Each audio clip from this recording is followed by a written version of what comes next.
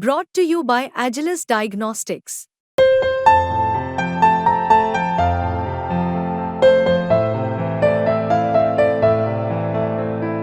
Agilus Diagnostics.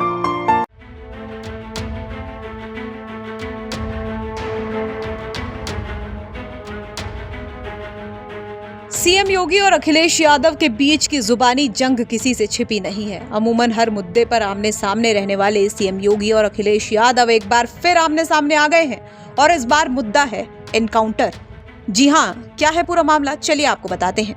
बीते दिन CM योगी ने यूपी में एनकाउंटर को लेकर सवाल उठाया था और सपा को घेरते हुए कहा था कि जब उनका कोई माफिया या डकैत पुलिस मुठभेड़ में मारा जाता है तो ऐसा लगता है कि जैसे पुलिस ने इनकी दुखती रग पर उंगली रख दी हो। ये चिल्लाने लगते हैं।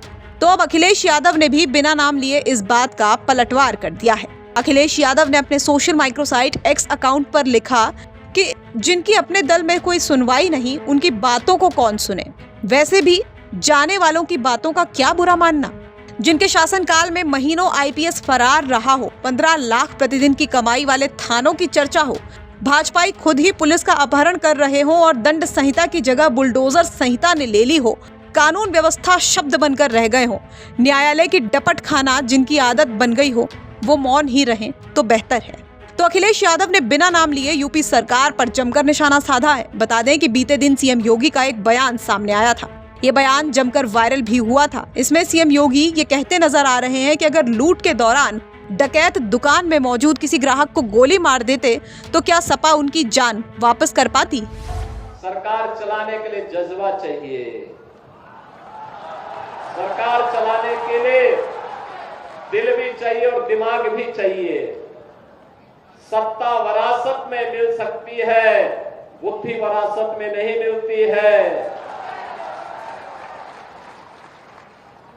दिमाग भी वरासत में नहीं मिलता है। ये जो लोग सत्ता को अपनी पपौती मानते थे, वे लोग आज समझने लग गए हैं अब उत्तर प्रदेश में कभी उनको वापस नहीं आना है, इसलिए षड्यंत्र करने का प्रयास कर रहे हैं, अराजकता पैदा करने का प्रयास कर रहे हैं। उनका विकास से कोई लेना देना नहीं, उनका रोजगार से कोई लेना देना नहीं, उनका अन्नदाता किसानों से कोई लेना देना नहीं। बेटी की सुरक्षा हो, इससे उनका दूर दूर का कोई रिश्ता नहीं। उनको व्यापारी का सम्मान हो, इससे भी कोई दूर दूर तक रिश्ता नहीं। और तो आप देखते होंगे जब उनके किसी एक माफिया शागिर्द को, किसी डकैत को जो पुलिस मुठभेड़ में मारा जाता है, जब मारा जाता है तो इनकी दुखती हुई नस पर जैसे पुलिस ने उंगली रख दी हो, तब ये चिल्लाने लगते हैं। आप मुझे बताओ जो डकैत पुलिस मुठभेड़ में मारा गया,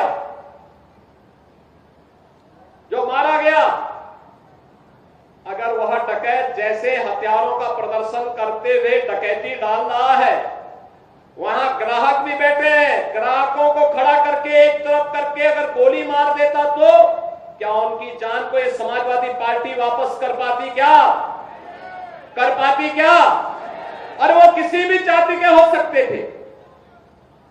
ग्राहक वो यादव भी हो सकता था, दलित भी हो सकता था, किसी भी जाति का हो सकता था, क्योंकि किसी को बेटी की शादी करनी होती है, किसी को कोई विदाई में कोई जेवर देना होता है।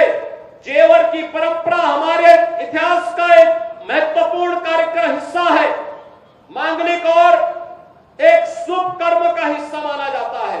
और अगर जेवर खरीदने के लिए किसी शराब और किसी सुनार के घर में व्यवसायिक प्रतिष्ठान में कोई ग्राहक गया है और उस ग्राहक के साथ लूट हो, उस व्यापारी के साथ सरेआम लूट हो, डकैती डाल करके करोड़ों रुपए की डकैती डाल दी जाए, अगर डकैत हत्या करके भाग गया और पुलिस के पास सुराग नहीं मिलती तो यही लोग बोलते देखिए साहब अराजकता है।